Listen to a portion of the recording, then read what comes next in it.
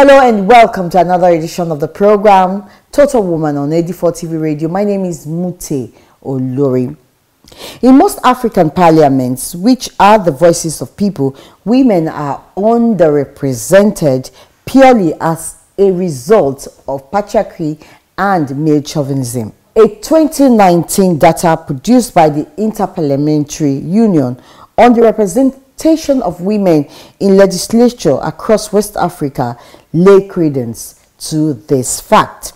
According to statistics, Senegal is the country in West Africa with the highest number of female representation in the legislative arm of government, with a total of 41.82% ratio, while in Nigeria, as from 2019, out of the 469 members in the legislative arm in both Senate and the House of Representatives, there are only 29 women.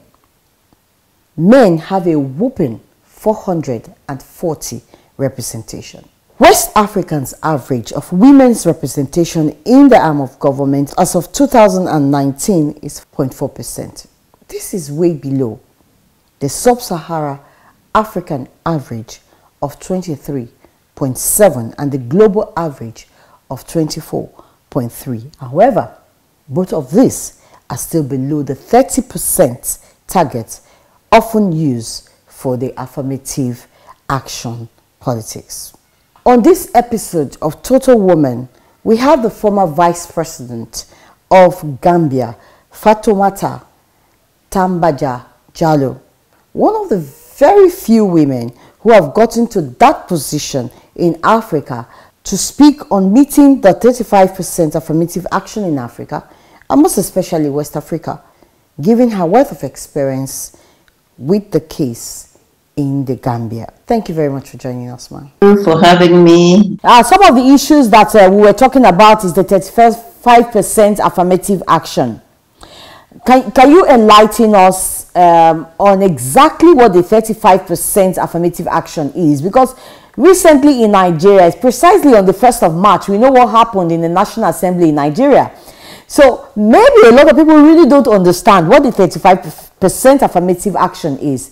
Can you quickly just enlighten us, ma'am? The affirmative action is an instrument that allows women, youth, and society as a whole to ensure that women, there is gender equality under the eyes of the law, particularly the Constitution, and it does call on the human rights of men and women, but particularly women, to enjoy their constitutional, legal, and social rights. For Africa to meet up with the 35% affirmative action is political will.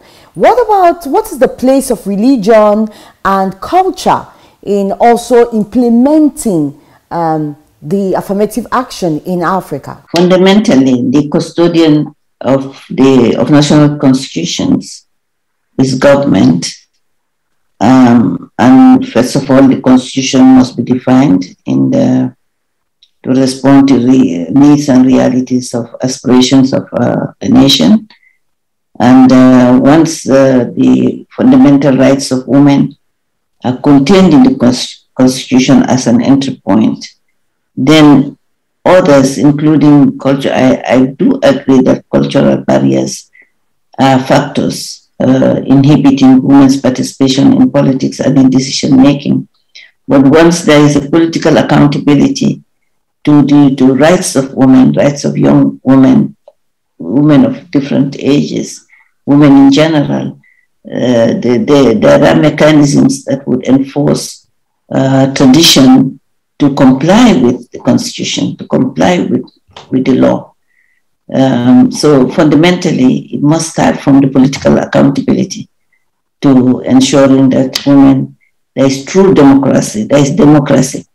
Democracy is good governance, which is should be inclusive, leaving no one behind, particularly those who matter, the half of the sky in all the countries, you have more than 52% of the population being women, and not only women, but productive women, actors in the economy, in the social fabric, and everywhere.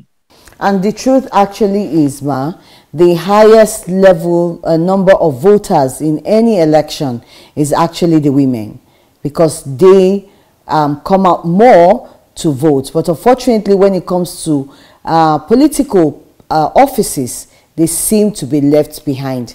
Okay, a quick one. What do you think can be done, you know, to create an ambience, or to, should I say, prop up these men to have the political willpower, or have government to have the political willpower to enforce some of these laws as it pertains to women? Because I'm aware that there are other laws that are being passed as it relates to the government or society. But why is it that the ones that have to do with women are being debated, being questioned, or sometimes being thrown out from the National Assembly? There's another, before that, I think we also need to look at the issue of the high rate of illiteracy among women, because education is also key, fundamentally, to keep the woman aware, make her aware of her fundamental rights to decision-making, political participation, and benefiting from development opportunities. So this is, again, it falls back, in as much as it is a factor, it falls back on government, because governments can ensure that there is equality in education, equality in professional development, and so. With regards to your question as to how we can make that change the status quo, it will be important to have very strong leadership among women. Women must also have partners among the men. There are men who are gender sensitive, who are willing to support the cause of women. So we need to, there are young people, the youth also. So we need to have a coalition, building strong coalitions that are focused, that have strategies, because without strategies, it's difficult to really strategically measure the strengths and weaknesses and the way forward for the women's movement. So you need to have a strategic framework. And I know that the UN system, the ECOWAS, for instance, they do support women, the gender ministries, machineries that are geared towards established and mandated to promote the empowerment of women, gender equality, and the empowerment of women. Thank you, Your Excellency. It's a holistic approach that we must begin to take towards seeing that if power is not given, power should be taken one way or the other. Thank you, Your Excellency. I'm speaking with on Total Woman today, the former Vice President, Tamba Jang Dalu. Thank you. She's been sharing her thoughts on women being seen now and being heard than before, when they say women can only be seen and not heard. Now, let's talk about Gambia, your country. What is the case now with Gambia? I mean, I'm talking about before and after your tenure as regard gender balance in political representation. Political representation is really emerging, it's increasing among women. Today we have our legislative elections, and from my humble understanding, we have, of course, very little, but it's a starting point. We have 9 young women who are competing for the legislative elections, and I have tweeted that they must women must go out to vote massively for those women, because I know the women, I know they are competent. If we are not looking men, there are men who are not really that adequately equipped professionally to be in the legislature, but they have been there and they learn through the process. So they should also provide women the opportunity to learn, because learning is anyway from the cradle to the grave. The men and women must really vote for women and see the difference, because that is democracy. You cannot talk about democracy when you are leaving half of your nation behind, lagging, being always in the kitchen or in administrative positions or in very low positions. And this radical change must also include women now looking at themselves and even taking governments to court. You see, Nigeria has set this pace. They have taken the issue, and I clap for them, I salute them. I was so happy and proud about the way they did it. In our last conversation, that was one of the things we said, pursue them to court. And the court is for everyone. The law, no one is above the law. And you see, Nigeria has won. So this is fundamental human rights governed by laws, constitutions, where women, you consider women's constitutional rights being violated, they should go to court. This is one of the trends I would like to advocate for. In the Gambia, we have not started doing that, but I think that is going to be our next move in our strategy. And I think that the government cannot do it. The women's institutions cannot do it because they are appointed by government. But people in civil society can do it. They can rally around holistically, prepare a holistic strategy and advocate for that. The Gambian political, in the legislature, past legislature, you have women.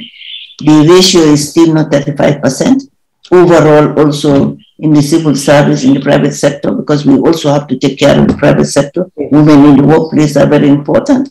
They do a lot of, they produce and they contribute and they make a difference. Wherever you find a woman, generally the person is committed, the person is accountable, because women are shy of being accused of embezzlement or corruption or that sort of thing. So we have the traits, and now way forward, we need not only 35%, we must claim for 50-50. And we should have even claimed for more than that because we are more than them. But as a starting point, let's push, let's continue push. In Rwanda, look at how Rwanda is working, how governance is doing. Women are making a difference. We are seeing really democracy. Women's issues are being in the forefront of the national agenda, in the forefront of the civil society agenda. And this is why, really, no matter what we say, no matter what we feel about His Excellency Paul Kagame in terms of democracy, women are really coming up. And we can actually see the change in the society. Rwanda is now a tourist center. Everybody all over the world want to come into Rwanda and see, what is different. And it's showing this, the country has transformed in all areas, economically and all areas. So looking at Rwanda some years back, it gives you the story of Singapore that came from nothing to something. And that is amazing. Today, they have a female prime minister. Yes. Count around Africa, you have even like 2% of vice presidents and prime ministers. Most of them, instead of increasing, they continue to decrease. So for us to really be in those positions of decision making, one has to we need to have the strategies to work. Just as you say in Rwanda, you look at the social cohesion, which is very important. Look at peace, which is the bedrock of development. After the 1994 genocide, if we didn't have more women, I know most men were, unfortunately, they lost their lives. But looking at women now, they have national peace and reconciliation because women are in the forefront. Women are peacemakers. The men go to war, but we end up, which is when they go to war, they create wars and they go to war. And women and children bear the brunt of the conflicts. Still, with courage, they patch up the social fabric, bringing peace and reconciliation, and bringing, of course, as you rightly say, economic growth, inclusive economic growth and sustained development.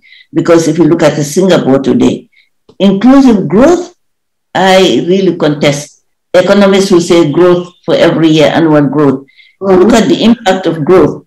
If you don't see women really families having 3 meals on the table,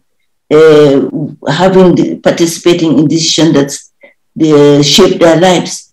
How can you really congratulate or celebrate that growth? Growth must have impact on social cohesion, inclusion, must have impact on prosperity, shared prosperity between stakeholders of a nation or between citizens. And of course, women are the major stakeholders in any society. All right, Your Excellency, I'll take a short break and I'll just return. And when I come back, I'll be asking your final words on some of the issues that still have to do with women and equal representation in society. So I'll take a short break. Please don't go away. All right, still Total Woman on AD4 TV Radio. I'll take a short break. Please don't touch that dial. When we come back, we'll still be talking with my guest, who is the former Vice President of Gambia. Welcome back. It's still Total Woman on AD4 TV Radio, and my guest is still online, and we're speaking about the 35% affirmative action. I mean, isn't it your time for African women to be seen and heard rather than to be seen and not heard? Why we form the major stakeholders when it comes to economic growth, when it comes to human capacity, women are at the forefront. But how much do we have the courage and the strength to take up position? Some African countries are doing it, and so we believe that it's high time for it to go round so that Africa can come into its essence and its glory. So thank you, Your Excellency. I mean, they say there are more things that divide us as women, you know, African women, because our peculiarities are the same, whether it be Nigeria or Gambia or any other African country, Kenya or anywhere. How do we change the narrative to have more things that unite us than the things that divide us? First of all, we need to discard the issue of having politicians dividing us. Mostly it's politics. Women must now start to focus on themselves. We have given too much to men. It's now time to focus on our cause, championing our cause, adopting a new narrative, a creative narrative that will be inclusive for the greater good of women. Forgetting that we are now, there are who are aging and there are young people, young women who are coming. So we need to start now building our own legacy.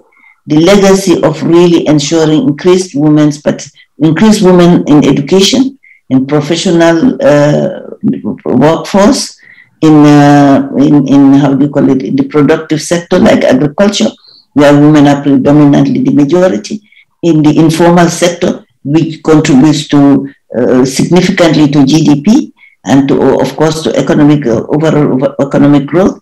We also need to look at when we see the security sector. In Gambia, for instance, you have so many women in leadership positions in the security sector, which was male-dominated. So we need to break those barriers. We need to. It is us women in concert, in collaboration, through negotiation. We need to be good negotiators. We need to negotiate in terms of using preventive diplomacy, rallying people around us to support the cause of women, because every man has a woman in his house. So it's a mother, a daughter, and so we have to ask the questions we need to ask is, what can we do as women now, from now onwards, to continue working together? We are a force to be reckoned with. If we are cohesive, if we are focused, if we forget about politics, we can make it. But we also have to understand that we really have to be diplomatic. We have to be professional. We have to be strategic. We need to have a strategic framework, and we need to work among ourselves. Regardless of Nigeria, I came to Nigeria and I supported my sisters. Nigeria's progress is my progress. My daughter's progress, my grandchildren's progress, granddaughter's progress. So it's the same cause. Once they see that we are working across the continent, intra and intercontinental, men would start to say, well, these women are ready for change. And the change is already there. Yes. All we need is just to open the door with the right keys, which is with the strategic framework, with the right attitudes, positive attitudes. with the negotiating skills, with the leadership skills, and also not forgetting the rural women. Yes. Most times, development, when we focus as women, most elite women would just focus on the urban area. Let's bring on board those who matter. If they don't produce food, we will not eat. We will buy it from the market. They are the producers and they are the majority. So improving the lives and livelihoods of women and their families in the rural areas was also being focused, because there is no need to have political participation or decision making if you are not impacting on the lives of the people you say you want to represent. And we must now also try to have women voting for women, and also encouraging men to vote for competent women. I'm not saying any woman, but women of substance that can really independently represent women. Because if you are nominated by government, he who calls the piper plays the tune. Yes. So, but if you start as an independent, including even creating your own political party, not all women party, it could be an inclusive party, but then women must take the leadership. That way, that's going to be a transformative change for now and prosperity. And I believe and pray during this holy month of Ramadan and Lent that God hears my voice and the voices of many of our women outside there championing the same cause. Bless the voices so that we achieve this game. And it's going to be for the good of our nations.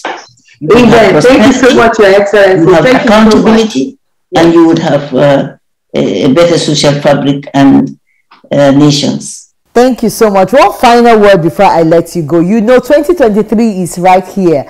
And Nigeria, we're going to the polls again to vote in who we want, in not only in presidency, but in many other sectors, like the National Assembly, the House of Representatives, the upper and lower houses, and of course, governorship and some other sector. What would be your word to the Nigerian woman as we prepare ourselves towards 2023 elections? When I came to Nigeria recently, I reviewed the situation and I realized that women are a little bit late. 2023 is around the corner. By this time, they could have, by 2 years ago, they should have started lobbying the political parties. First of all, lobbying government to ensure that they respect the rights of women in decision making at different echelons of power. Local, national, and international, because you also have representatives in the international regional bodies and so forth. So they should have started that, and starting from there also, they should have ensured that they identify competent women aspirants who want to really vie for politics, and then strengthen their caucus, their solidarity, to ensure that people massively, women and young people and other people and men, support them and provide funding for them. The government can also provide subsidy or some contribution to the political empowerment of women, but that has to start from government, from the legislative action. Then it comes down to the political parties. The women should have ensured that all political parties give at least 35% or 30% of their positions to women, and support them to vie for positions, to contest elections. That they must happen, and that should happen by having them to change their constitutions to reflect that. Exactly. It's not going to be rhetoric, it should be action oriented. And from there, they should support them in terms of financing. Women don't have financing, but we can create our own fund. Nigerian women are very rich. Yes, and we even have what we call the Nigerian Trust Fund, and it was actually the Nigerian Trust Fund that initiated taking this issue to court, and they did everything they can to see that we get the judges. Exactly. So they should create that fund, they should build up that fund, so that when women are about to go into politics, when they are identified, they can support them, and then also mobilize. So many Nigerian families and men would willingly support, I'm sure, that female candidates. So I think I was saying that it's late, but this now they still have the opportunity to really make their voices heard, women visible, and start to lobby for the grassroots.